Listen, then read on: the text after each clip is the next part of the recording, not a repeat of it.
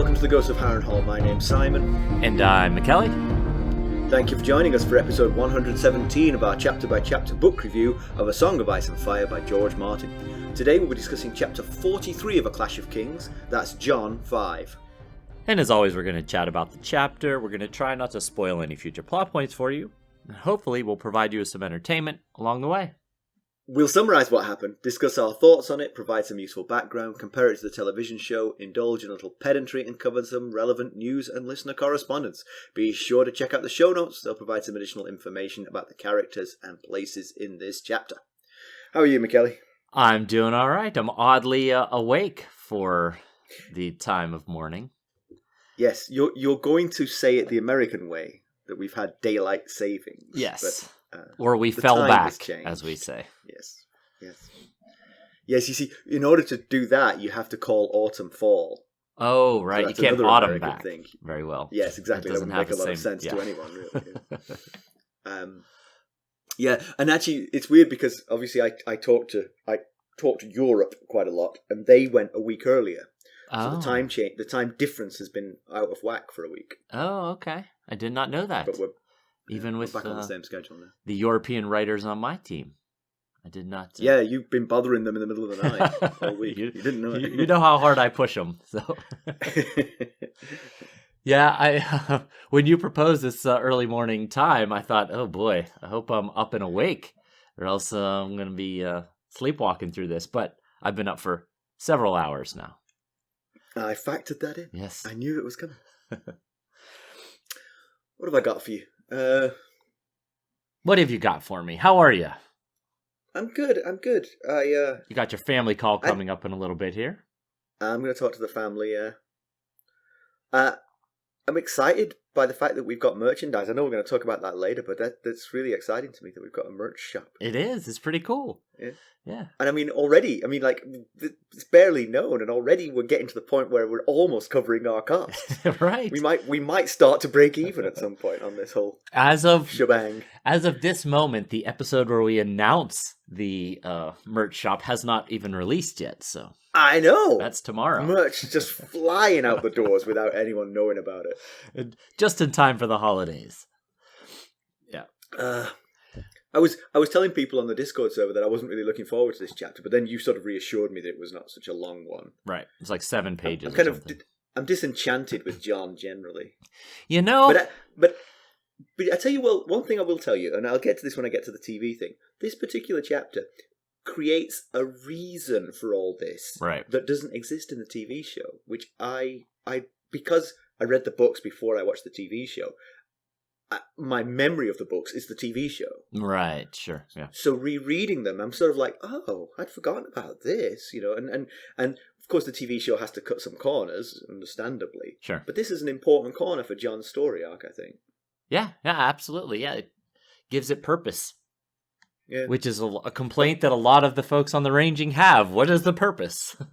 Right. Well, they should be reading the book, not watching the TV show, if you ask me. Yeah, well, Molly just finished her play last night. What was the play again? It was, And Then There Were None, which is an Agatha Christie story set in 1939. So she played a middle-aged spinster, and she played it quite well. In fact, she comes out. So yesterday, Ethan came to the show. Stacy and I have been to all the shows, but Ethan was only coming to one. So he came to last night's show. And have you figured out who's done it by now? I have. She comes out, like she makes her appearance on stage, and she does her conversations and everything, and then she leaves off stage to go to her room because they're at this like bed and breakfast type thing. And I said to Ethan, I was like, "What'd you think?" And he's like, "When's Molly gonna come on?" That was her. She's a chameleon. The reason is because she's dressed with like this gray wig. She has a like gray hair wig and this old lady clothes, and he had no idea that was his sister on stage. Her own brother doesn't recognize her. In fact, she looks on stage a lot like my paternal grandmother. Like, when I first saw her, I was like, wow, that looks like my grandmother. That's weird, but not entirely surprising. I guess so, yeah. Anyway, it was... Oh, that's funny. Yeah, it was quite... She should be really proud of that, you know? Yeah. Stacy's mom was sitting on the other side of Stacy. It went me, Ethan, Stacy, her mom, and then Stacy's cousin and Stacy's aunt. There was a whole bunch of us there last night. And Stacy's mom sitting on the other side of her and said the same thing, like a few minutes later, like, when's Molly going to make her appearance? Oh, she's like, that was her. So she should come on and like lift her wig. It's me, everybody. Props to the wardrobe and makeup staff. No, that's the acting. Yes. That's the acting. That's what it is. Anyway. All right, let's get down to business. How did we leave Jon Snow? So last we saw of Jon, he and the rest of the Great Ranging arrived at the Fist of the First Men. That night, Ghost led Jon to a buried cache of dragonglass and an old war horn wrapped in the cloak of a brother of the Night's Watch. Mackelly, why don't we give the summary of this one? That does sum up that chapter. It was basically 2 sentences long. Yeah. that doesn't sum it up. That was the chapter. I just reread it. All right. So Jon is awoken by a horn blast from a sentry. Possibly. Fear grips the men of the Night's Watch collective hearts momentarily as they wait to hear if a second blast will follow. None does, so instead a collective sigh goes out. Seems their brothers from the Shadow Tower have finally arrived, and not a moment too soon. Lord Commander Mormont pokes his head out of his tent and tells Jon he'll see Qhorin Halfhand at once. The Shadow Tower men are late with their arrival, and opinions on what to do have been in strong supply around the Fist of the First Men. Some believe it's time to head back to Castle Black, Simon and Mackelly amongst them. Others felt that they should have made their way to the Shadow Tower to look for Qhorin Halfhand and the rest of the Shadow Tower men. While another opinion is that they should push on into the Frostfangs and do battle with Mance Rayder's force, without the men from the Shadow Tower. As the arriving men make their way to the summit of the Fist of the First Men, Jon notices that his Shadow Tower brothers are looking worse for the wear. Some appear to be injured, and many are riding two to a horse. He identifies Qhorin Halfhand immediately, and it's not just the hand that gives him away. The feeling is mutual as the Halfhand identifies Jon while swinging out of his saddle.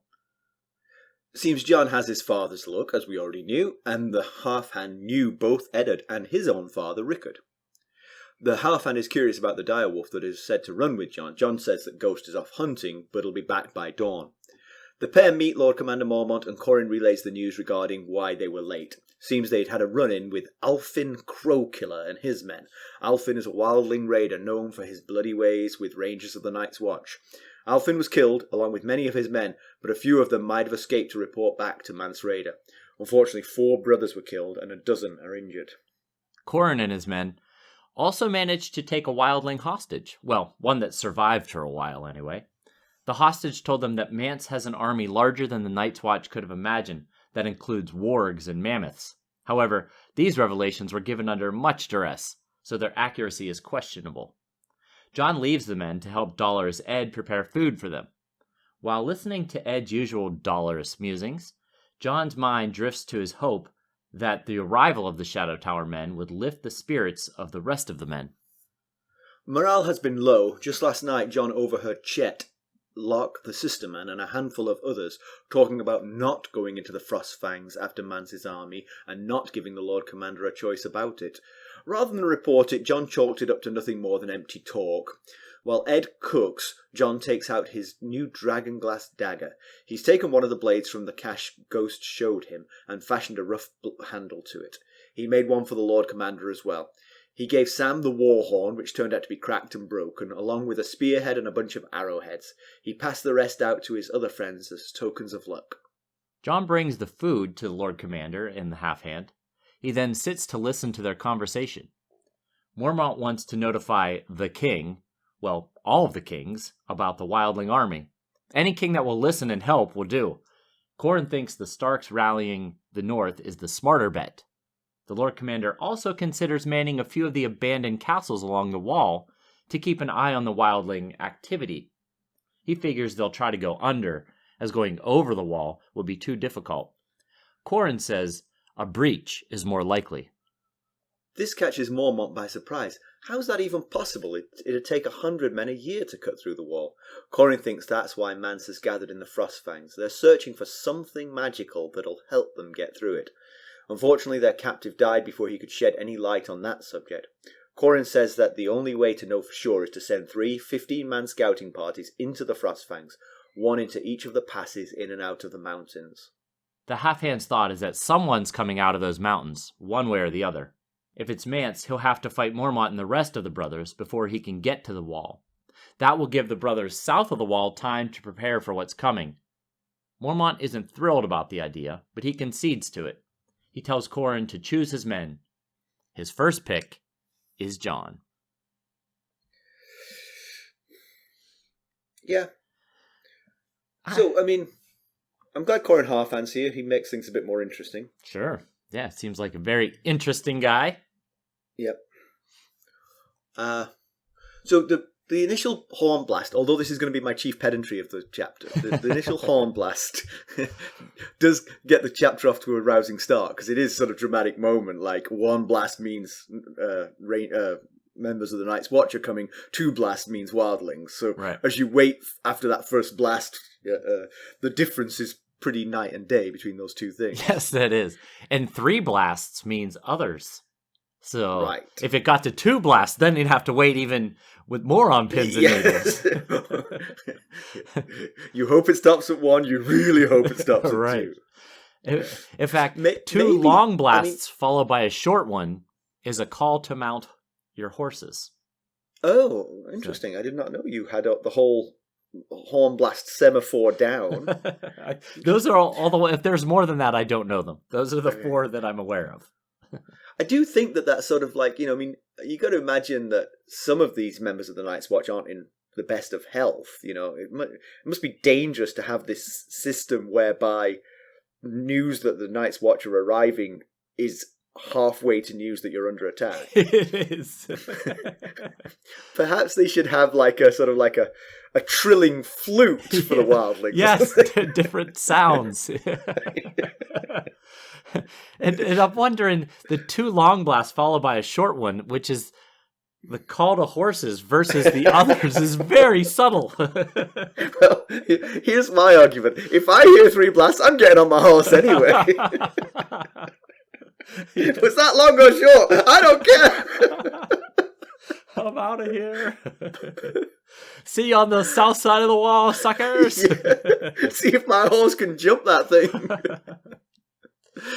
Oh, man. So the Lord Commander's lieutenant's opinions vary as they've been waiting for the Shadow Tower men for an increasingly long period of time. They've started to have sort of opinions on what they ought to do. Of course, the only person whose opinion actually mattered was Lord Commander Mormont, and he wanted to wait a bit longer to see if Qhorin turned up. Right. Which, lo and behold, he did. But in the meantime, so Otin Withers, who Jon's talked to him a few times. He's an old knight. He's been commanding the rear guard on this ranging. Yeah, he thinks we're Team Otin Withers. They should go back to Castle Black as soon as possible and prepare for the attack that's coming.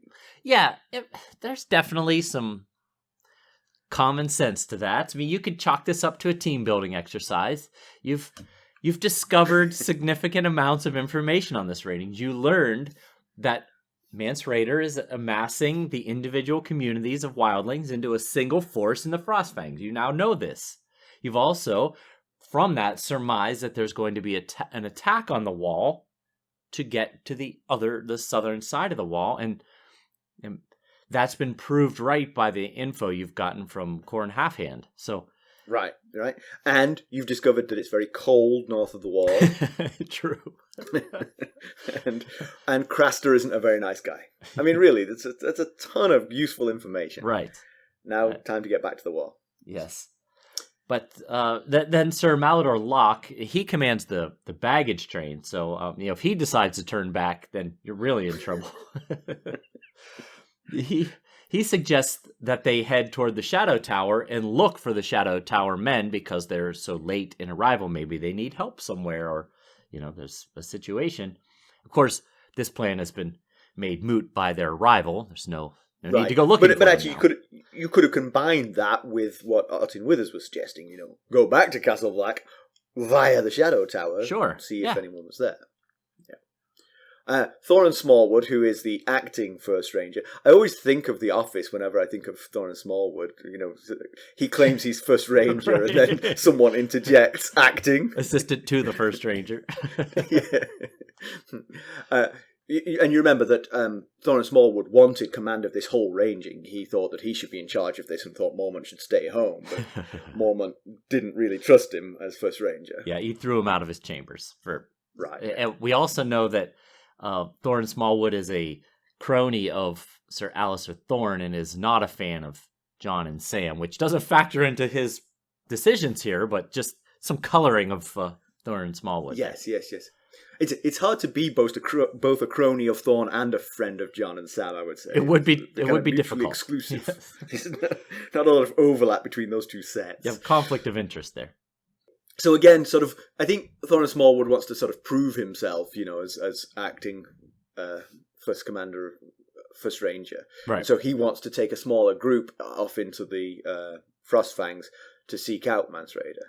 Yeah, well, basically he wants to not bother to wait for the Shadow Tower men and just ride in force on the Mance Raiders group up there.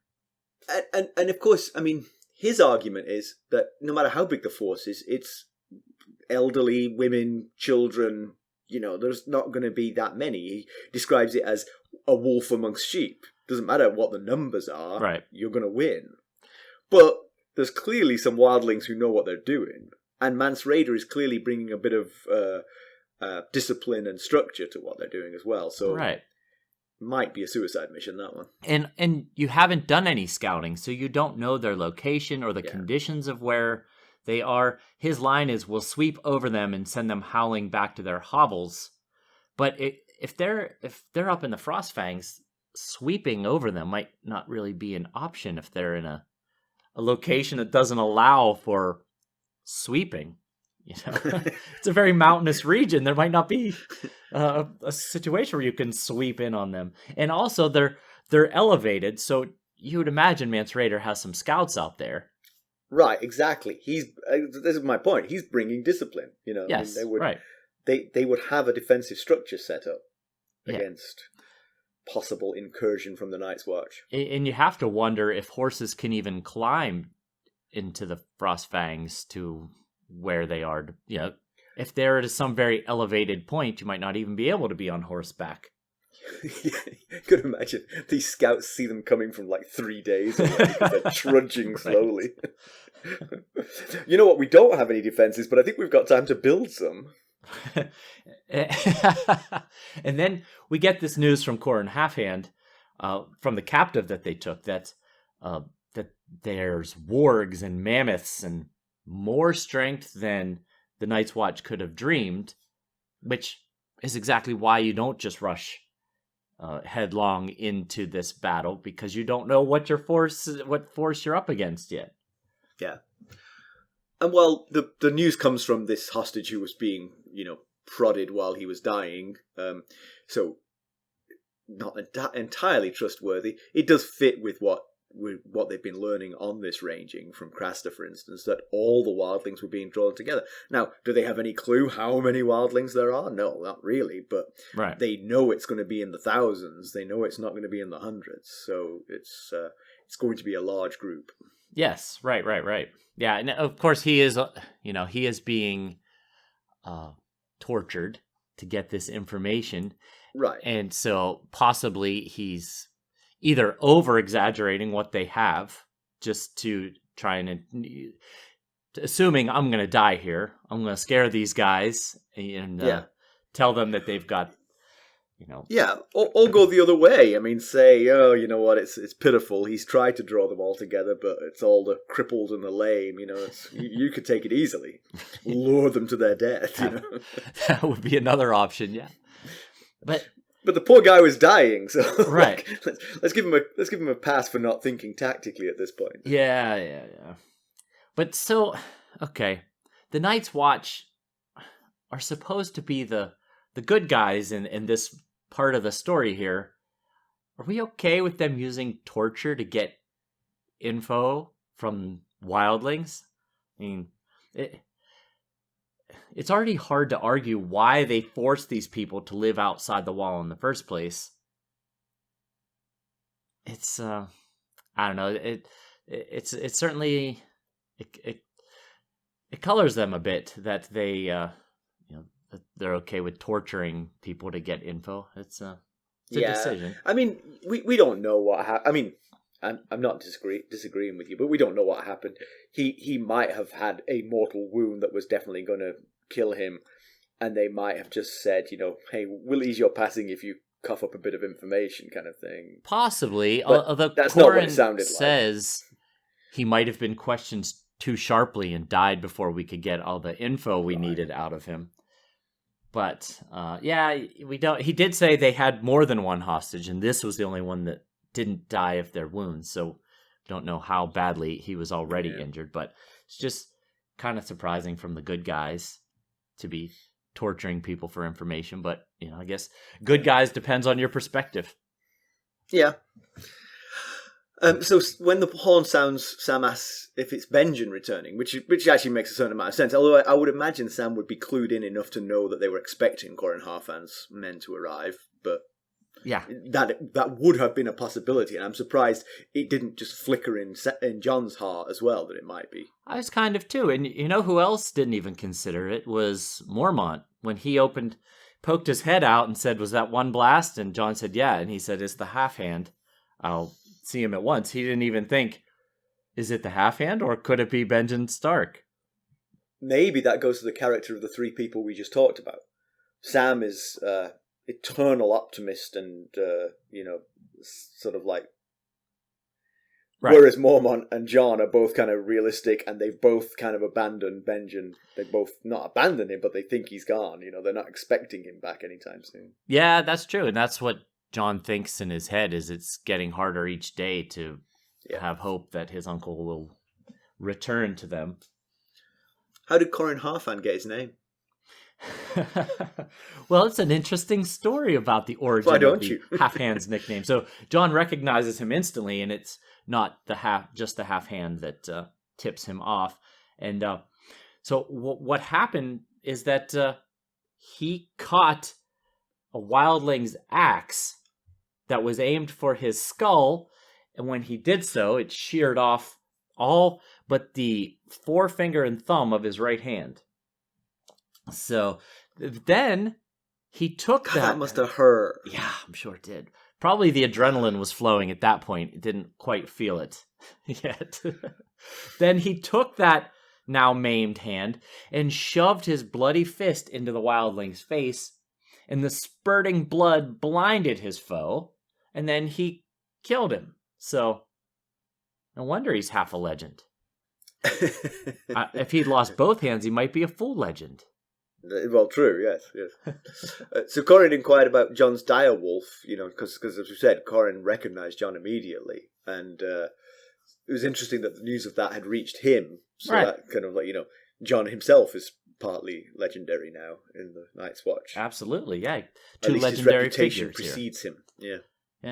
Because you can imagine. I mean, you think of all the stories we've been hearing about Robb in the Riverlands, how he's a warg and how he's got pack of wolves and all this, and you can imagine that stories of Jon Snow, the bastard son of Eddard Stark, has a direwolf that hunts with him. That you can imagine that actually just being a legend, and really he just has like a direwolf shield or something like that. So, that's a good point. Yes, and within the Night's Watch, you got to imagine it doesn't take that much because there's not that much going on. Right? Yeah. That guy added some salt to the stew. He's a legend. It was really quite good. So Qhorin tells Lord Commander Mormont that the delay in his arrival was due to them meeting this Alfin Crow Killer and his men scouting the wall. That's good news. Well, it's not good news that they're scouting the wall. Yeah, sorry, I thought you said he killed him. Yes, it's good news that he killed Halfhand Crowkiller. What side are you on?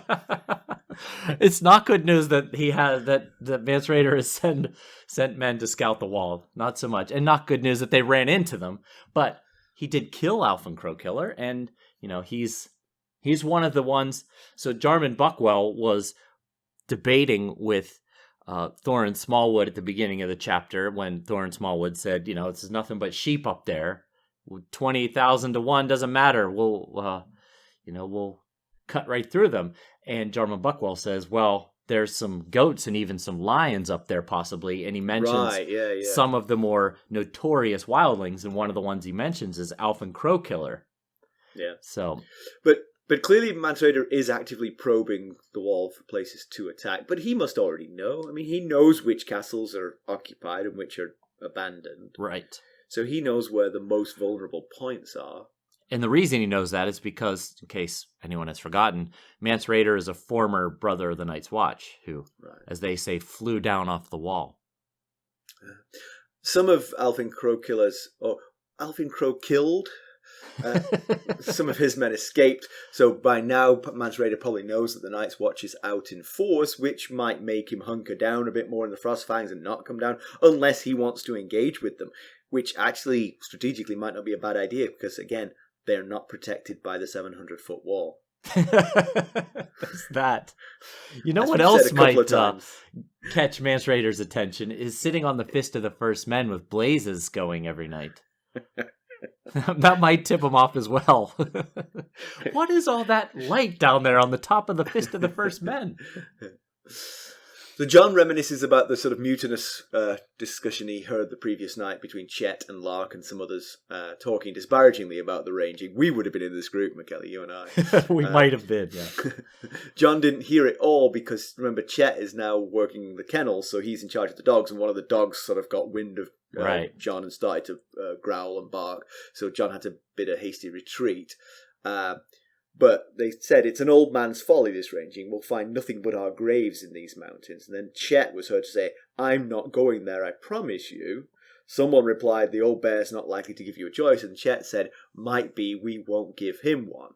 Which, I mean, I can totally understand why Jon hasn't reported this. It's the kind of thing that people will say about their superior officers, Yeah. It could all be bluster, Yeah, I think I agree. I agree, absolutely. It is, people just could very, very well just be people blowing off steam.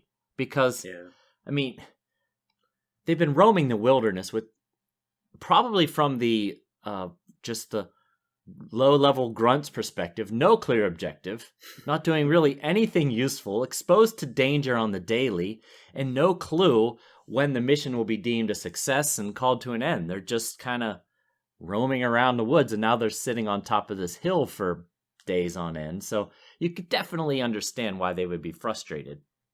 Yeah. But Jon is Jon is hopeful that the arrival of the Shadow Tower men will lift the spirits of the men from Castle Black. But I'm thinking they probably are having similar gripes and they're injured. Right. So, but actually, no. I would think they would have less similar gripes because at least they just engaged with a dangerous wildling group. Well, yeah, that's true. That's true. They would feel like, whoa, I'm glad we came out here. That guy was going to find the weak spot in the wall, and we were going to be invaded. That's a good point. And now we've killed him. Yeah. But on the other hand, it is kind of important information for Mormont to know if there's such mutinous talk. Just because they're very exposed out here, and that if that kind of talk continues to grow and spread, it could become dangerous. Yeah, so it's a tough call, but I do understand why he hasn't said anything about it. I would certainly keep my ears open, though.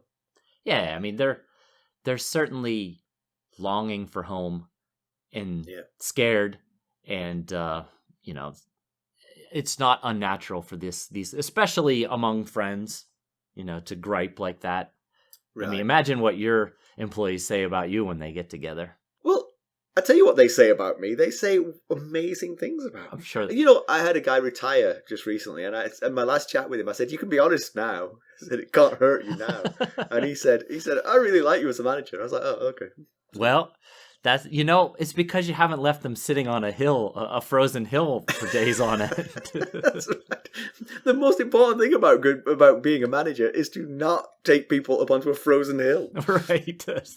You don't do that, you're already 50% of the way there. Exactly. So Jon brings Qhorin and Mormont breakfast, and Qhorin is telling Mormont of the intel he learned from the captive.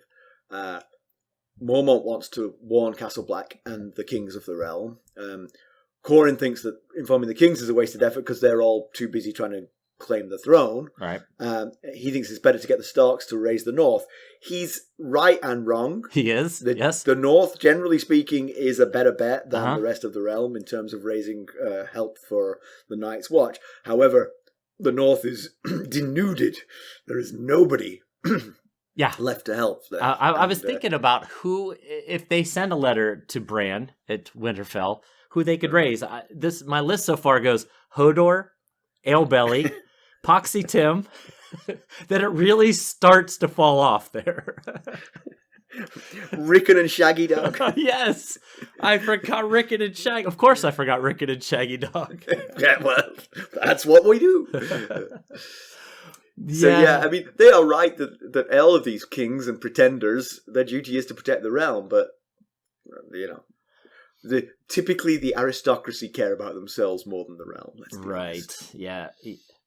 And I mean, I was thinking about it. The North is obviously vulnerable right now to a wildling invasion because of the war. Everyone's in the Riverlands of the West. But if you think about it from a realm-wide level, the realm's not going to be affected by a few, even 10, 20,000 wildlings invading the overall realm. Is not really going to make that much of an impact. Yeah, realm-wide. It's actually, for all the kings who aren't Robb Stark, it's actually good news because it very much distracts Robb Stark. Right. Because even if it's like 250,000, I mean, they just invade the North.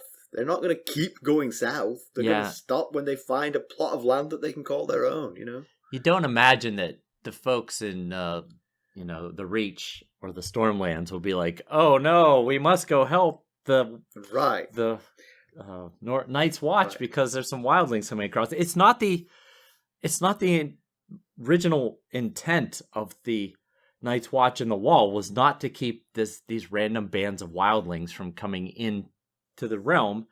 It's to protect from the others, from the supernatural creatures on the other side of the wall. But that's your problem, you see. They have been, if they even exist, they've been quiescent for 1,000 years, and now they're known as Grumpkins and Snarks. Exactly. So nobody in the Reach is going to waste a single man helping to protect the wall from the possible invasion of some people who are just like the people on the other side of the wall from interfering with the North. No one from the Reach is going to send anyone. Yeah, I was thinking not while the realm's at war. No, absolutely. If the realm was in complete peace, sure, send 100 men. Right. If it was at peace, Eddard Stark sitting in Winterfell, I'm sure he would rally whatever northern troops he could. And he would get men from all over the realm because nobody would want to be the person who didn't send anyone when there was a serious threat. Yeah. Right. So they would all send a token force, and they'd get enough men to actually help. Right. But no one's going to do it now. Which is what Mormont thinks might be happening with Sir Alliser Thorne. So Mormont wants to garrison some more of the castles, because right now there's only the 3 castles that have any men at them. And he thinks that Alliser Thorne might be bringing fresh levies from King's Landing.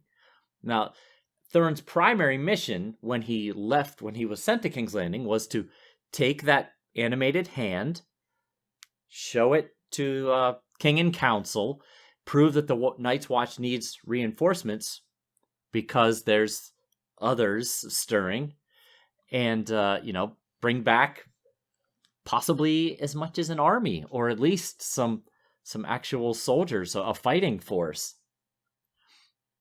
I don't think that's what went down, though. We were there that chapter when he wanted to show the hand to Tyrion, but unfortunately the hand had decayed because Tyrion left him sitting in a old dingy room for so long.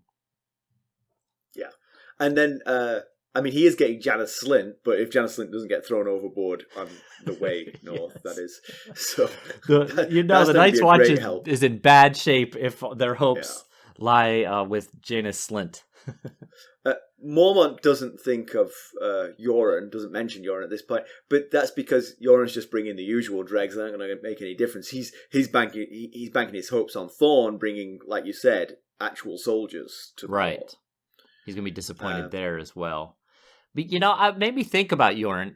I guess the Night's Watch would have no idea what had happened to Qhorin. They might never, unless someone who was there at that holdfast ends up at the Night's Watch. They may never know what happened to Qhorin.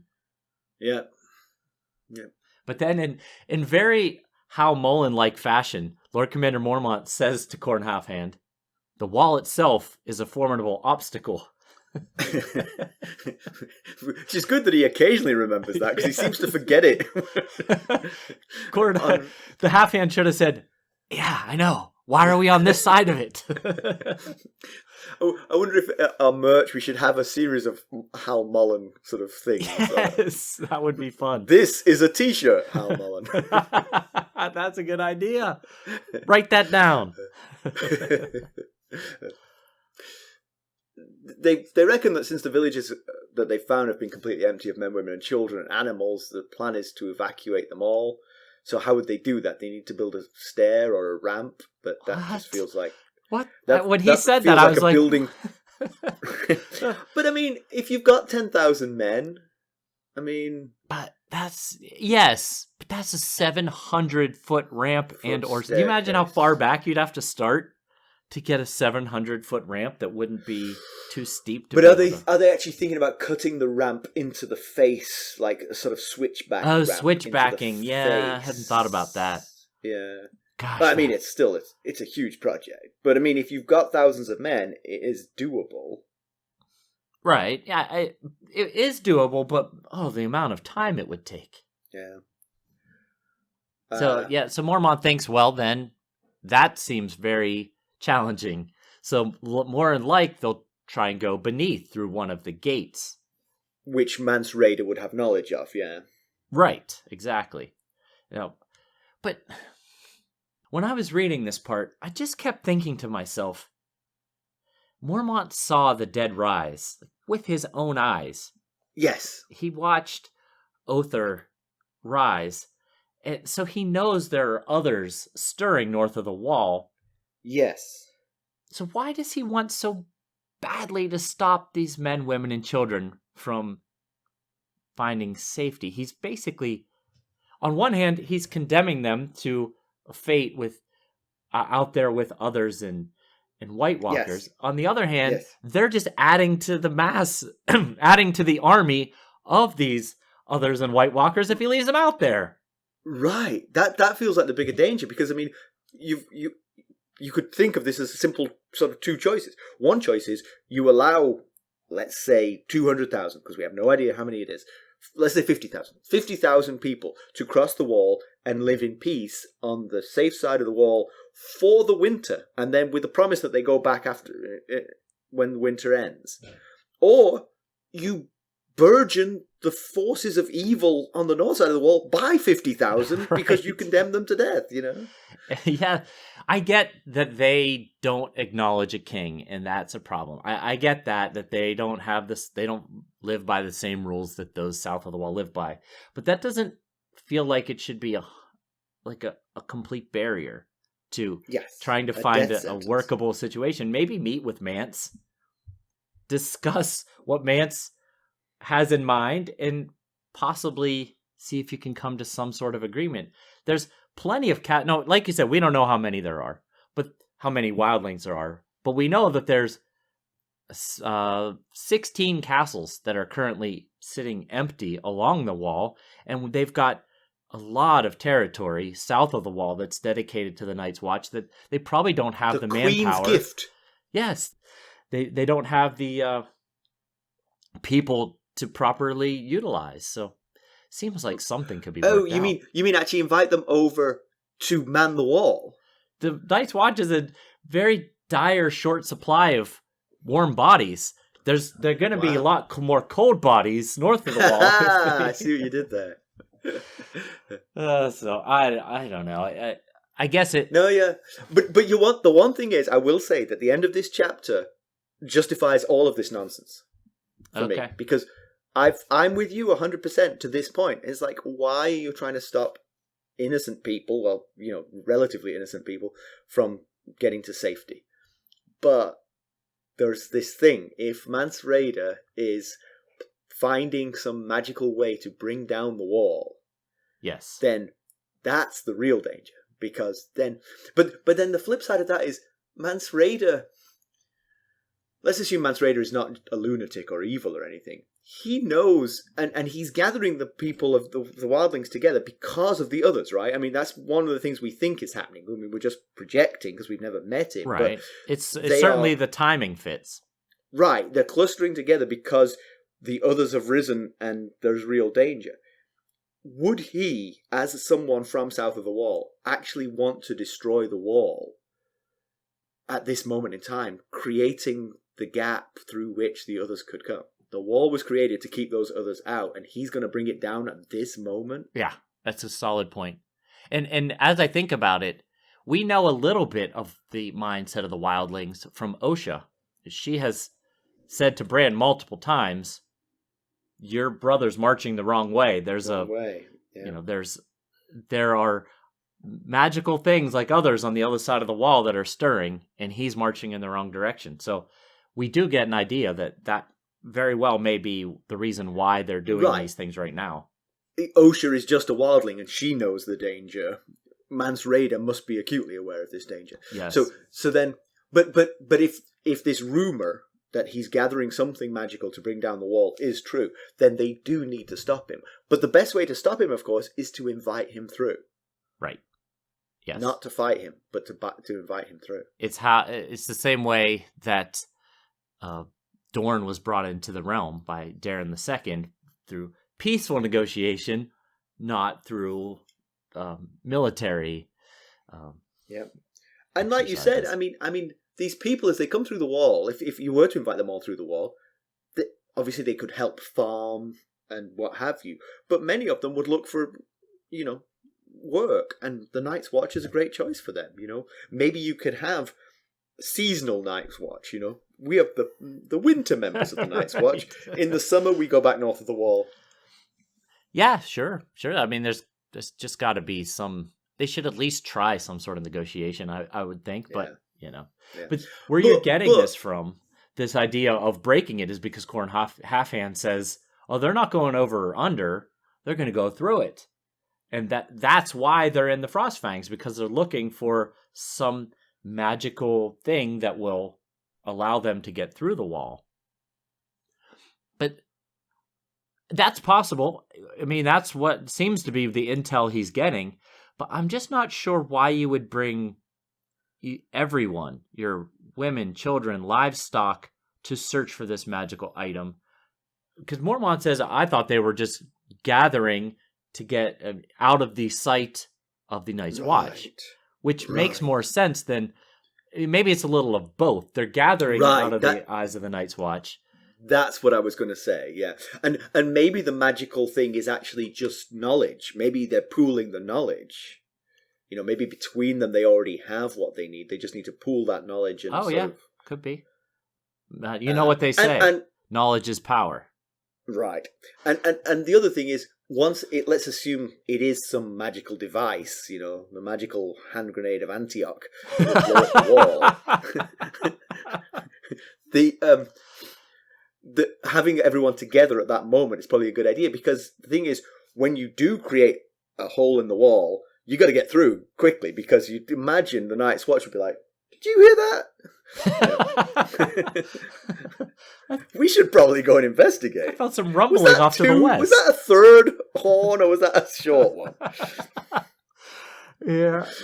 Now, so Qhorin says that he's searching for something, and we did last John chapter find that a ranger or some brother of the Night's Watch hid some things, but it does seem hard to wrap your head around that they would be looking for a cracked and broken warhorn and a few handfuls of dragonglass weapons.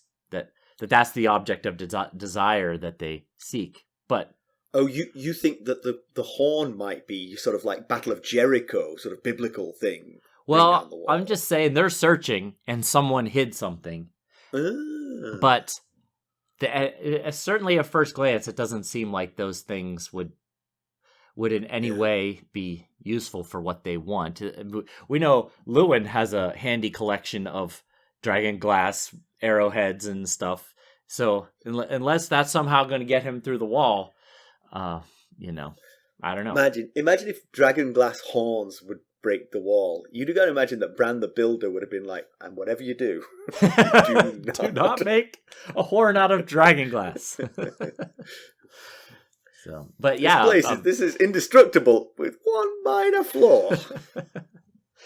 Yeah, everyone's got to have that self-destruct button somewhere around, I guess. So Qhorin's proposal is for 3 groups of 15 men to take the 3 passes into the Frostfangs, the Milkwater, the Skirling Pass, and the Giant Stairs.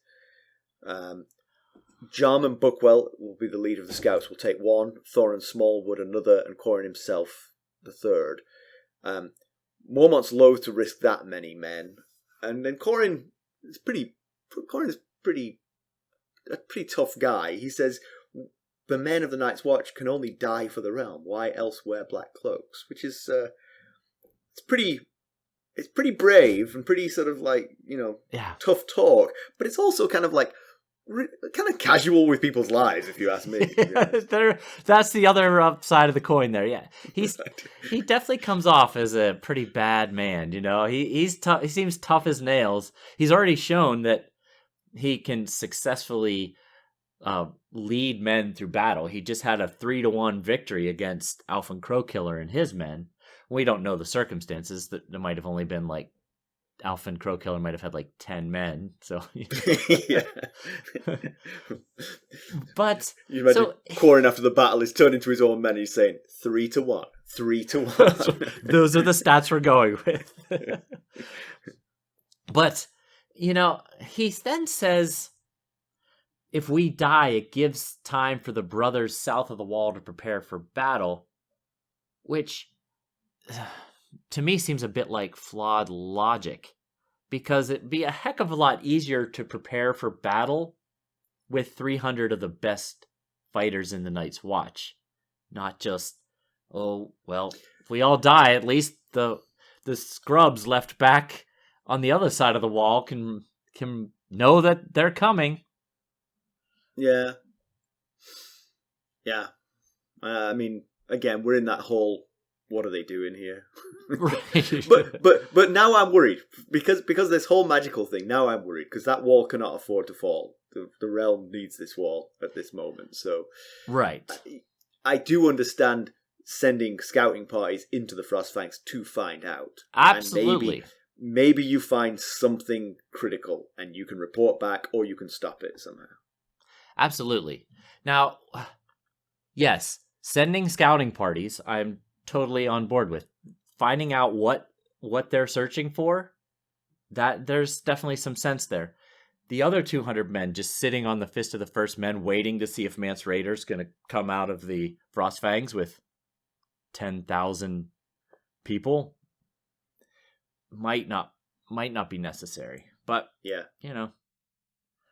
But you're right. They do need, if he has some magical way, which is a little bit surprising that these men of the Night's Watch buy this idea of a magical way to break through the wall. They saw the dead rise, Mackelly. Let me remind you. You're right. They did.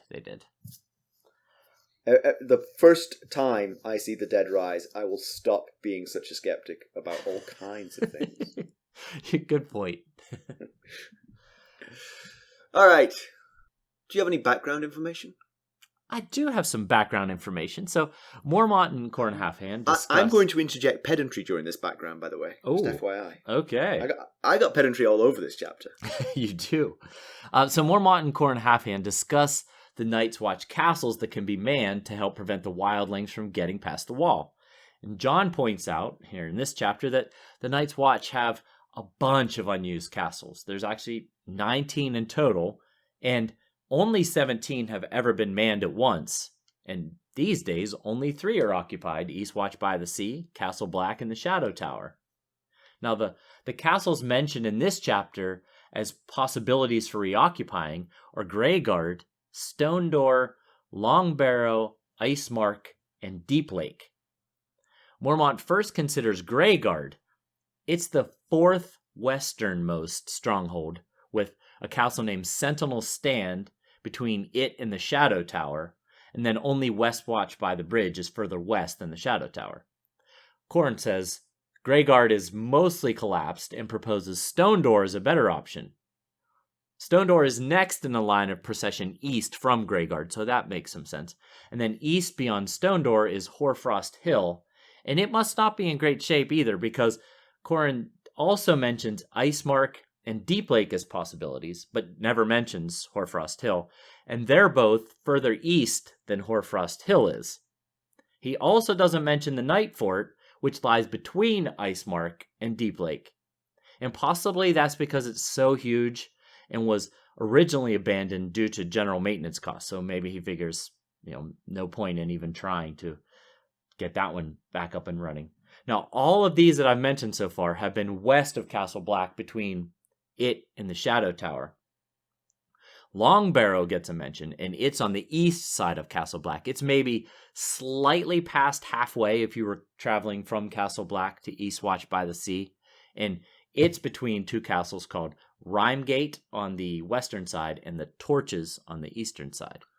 Okay, it's Long Barrow. Long Barrow is my pedantry here. Where the Mance Rayder's army is. They're in the Frostfangs, right? They're in the westernmost part of this.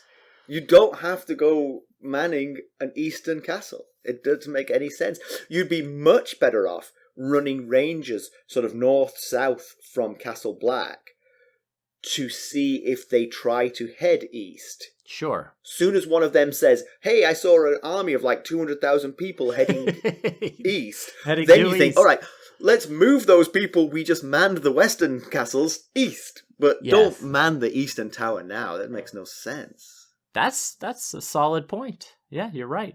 Yeah. But it would take far fewer men to do that ranging to keep an eye on it than it would to man the tower. Absolutely. To man the castle. And you would think, traveling with a group that large, you would notice movement. Right. I mean, how do you sneak past? I mean, obviously they could go way north of the wall and not be seen, but I mean, it wouldn't be hard to keep an, if you walked along, we've had this discussion before, if you walked along and a couple of 100,000 people had just walked across your path, you'd notice. There'd be signs. Telltale signs. The back row of the 200,000 have got like twigs and they're sort of covering all of these footprints. Come on. Covering the mammoth footprints. Yeah, that was a good pedantry, and we're not even to pedantry yet. I know. We're at comparison with the television show. So Qhorin arrives at the Fist of the First Men. He has not been in a fight and doesn't have that same recent intel.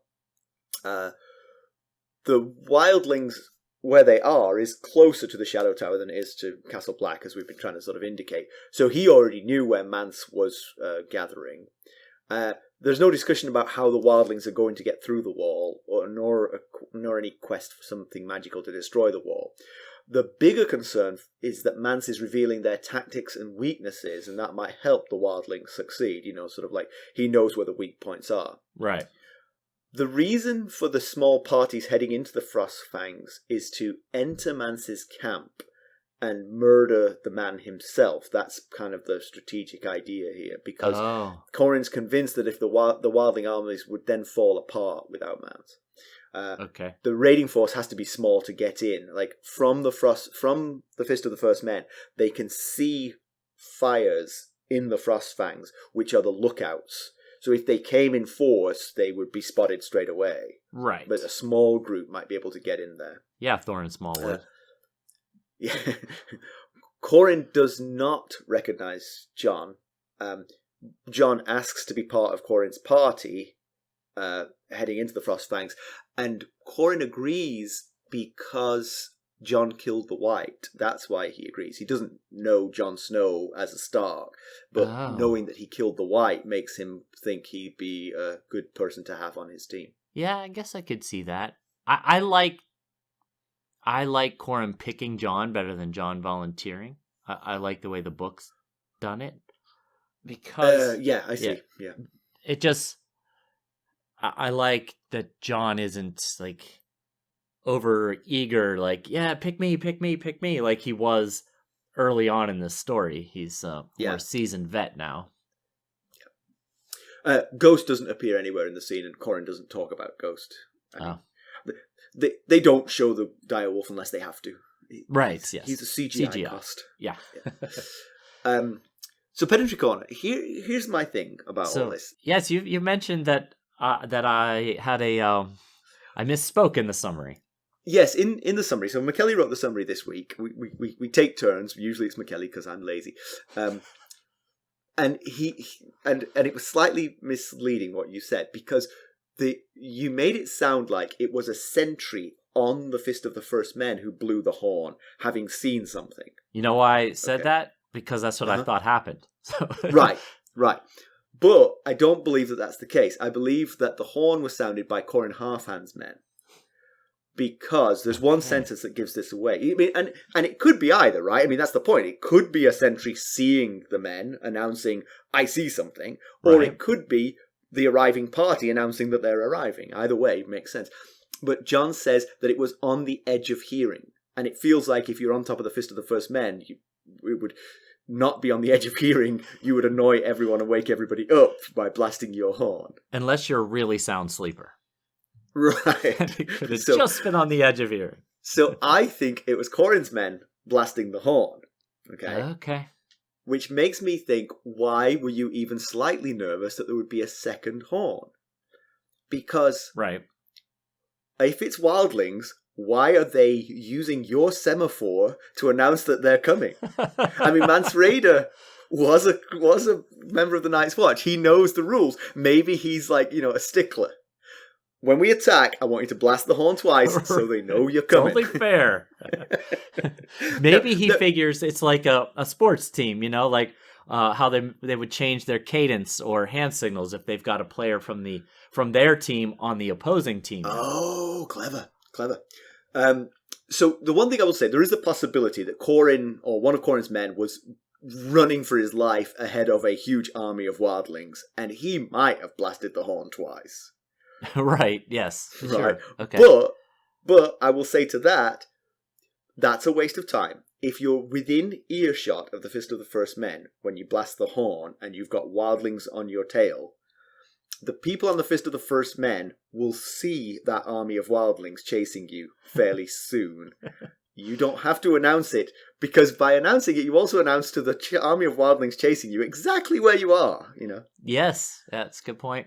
Yeah. And literally, one blast would be enough, because it would alert everyone, hey, did you hear that? Let's look out. And you'd be like, oh, it is a member of the Night's Watch. He probably should have blasted a second blast because there's an army behind it. Yeah. So all I'm saying is, there was never going to be a second blast, and they should have all relaxed. I was just thinking about this while you were talking. Could it be that the sentry for the Castle Black group on the Fist of the First Men are further out, not on the top of the hill? That they're out there, so their blast was further away. That's okay. Yes, I'll give you that, but. All right, so when did they blast? As soon as they saw someone coming over the hill, they were like, woo! And then they wait, and they're like, wait a second. I guess those are members of the Night's Watch. I don't know. It just feels like, first of all, you need to not be on the edge of hearing. I mean, I guess the edge of hearing is where you need to be, but you need to be slightly within the edge of hearing. Right. Otherwise, your blasting the horn's not going to do any good to anyone. Yeah, especially since there's probably a lot of older, not so healthy men of the Night's Watch whose hearing is not so great. What was that again? Was that a blast? Or did you have gas? Okay, so anyway, that's my pedantry on this one. I think I've got a point. I really do. I do too. Okay. News and notes. And I think the moral of that story is I need to read the 8 times through a chapter more closely. It was difficult to parse. It was not easy, but it was that on the edge of hearing made me think, well, it's Qhorin's men that are blasting the horn. But you are not wrong. It could be a scout out in the field, but honestly, why send people down? You've got the vantage point. Right. That's where you put your lookouts. That was what was preventing me from saying my idea there, is because then they'd be down in the forest and they would not have a very good vantage point. I tell you what, the other problem with this whole system is, right? So you've got your lookouts looking, right? So you got Johnny and Fred. They're sitting on the thing looking out, okay? Right. And they're like, wait, can you see? Is that... Oh, but they're separate. They're not standing next to each other. They're like 50 yards apart along the, perimeter. I know where you're going with this. Johnny goes, "Boo!" And Fred just a second later goes, "Boo!" Now everyone's like, "Ah!" Tear the Shadow Tower men to pieces. Exactly. It's a terrible scheme. They gotta just give one guy a horde. Yeah. The other guy has to blow a different horn to alert him that he needs a horn. Yeah, that's awesome. It's like a quieter horn. I need the horn. Oh man! And then, like the urgency of the horn. He has a code for that. Like, I need a horn. Stat. Oh, we make ourselves laugh. We do. So news and notes. News and notes. Well, basically the news and the notes are that our GOH shirt sales are coming along. We're getting some sales of our shirts. So far, there's only t-shirts out there, but we're working on some other stuff. I've been showing Simon some design options for sweatshirts and things of that nature. But just a reminder that our merchandise store is out there. It's ghostsofharrenhal.threadless.com, and the link will be in the show notes of this episode. I'm working on backfilling all of the previous episodes, but if you're listening to this one, just go to the show notes. There's a link to it in there. There's also a link to all of our other stuff as well. But go check it out. See what you think. Hey, it sounds like a really great holiday gift option for your friends and family. Mm-hmm. We got a review from Apple Podcasts, Scubas in Pink, which I like that name. Love it. My new favorite podcast. Thank you. Hey, short and to the point. That's right. We love it too. Yes. Thank you very much, Scubas in Pink. Thank you very much. All right. In conclusion, really they should stop this ranging.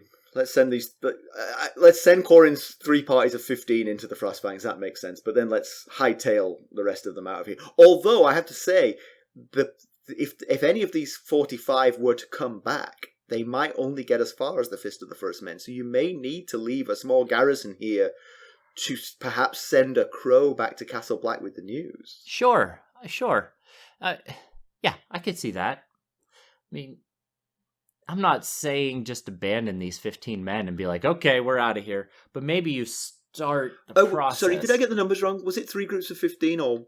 Yeah, no, you're right. 3 groups of 15. 3 groups of 15, okay. Yeah. Yeah, I mean, Mormont, he says it would take a month to build a stair or a ramp or something, which I would be very interested in seeing how that works out. And that it would take a year to cut through the wall without some sort of magical device helping.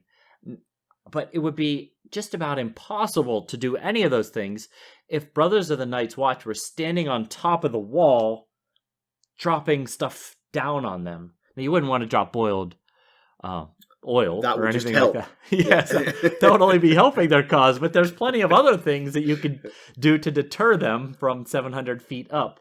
And there's not a whole lot that they could do to stop you, because you'd be very hard-pressed to accurately shoot an arrow 700 feet up without fear of it coming right back down on your own people. So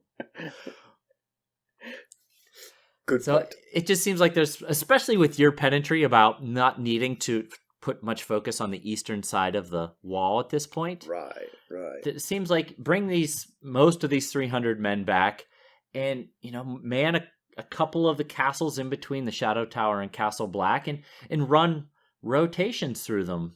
And, that should be enough to prevent, because what could happen, they could sneak the wildlings could sneak a party over, a party of 20 over, and they could possibly take out a garrison of one of the other castles. And then, if they're not running regular rotations, then that might give time for more people to get over. But if you're running rotations on the regular, that shouldn't be an issue.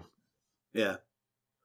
We understand Mormont's desire, the curiosity to find out what's happening, but, we know where the attack is coming. It's not like they're going to march north. Right. They're coming south. Yes. And Mormont said the original plan of this ranging was to find out what's going on north of the wall. He also mentioned finding out what happened to Benjen Stark, but I think even he and Jon are starting to give up on that hope. Right.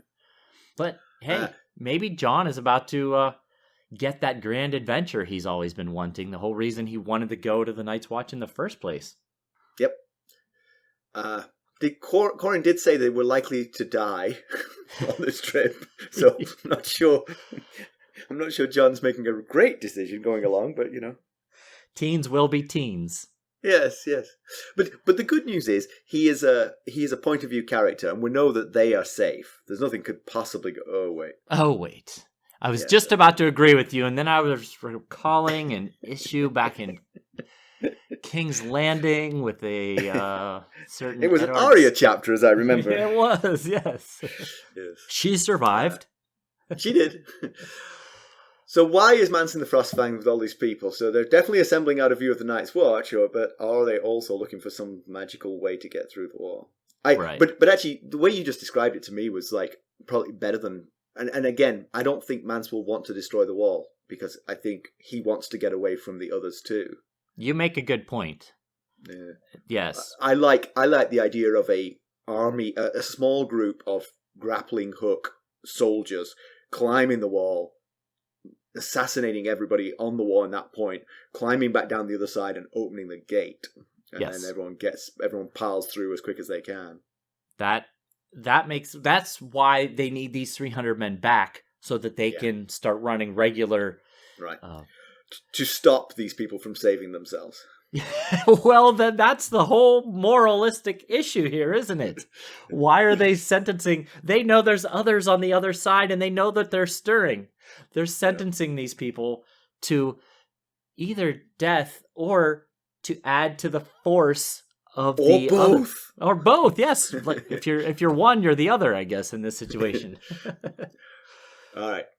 As always, you can reach us at ghost.harrenhall@gmail.com. You can follow us on Twitter at @GhostHarrenhall. We're on Facebook, Instagram, YouTube, and Discord. And don't forget our merchandise store. And if you wouldn't mind going out and please leaving us a 5-star rate and or a glowing review, it really means so much to us, and it really helps us out a lot. And basically, we just really appreciate it. And if you do go out and leave us a 5-star rate and a glowing review, we will certainly do our best to read it in a future episode. Thanks for listening. Thanks. Bye. Bye.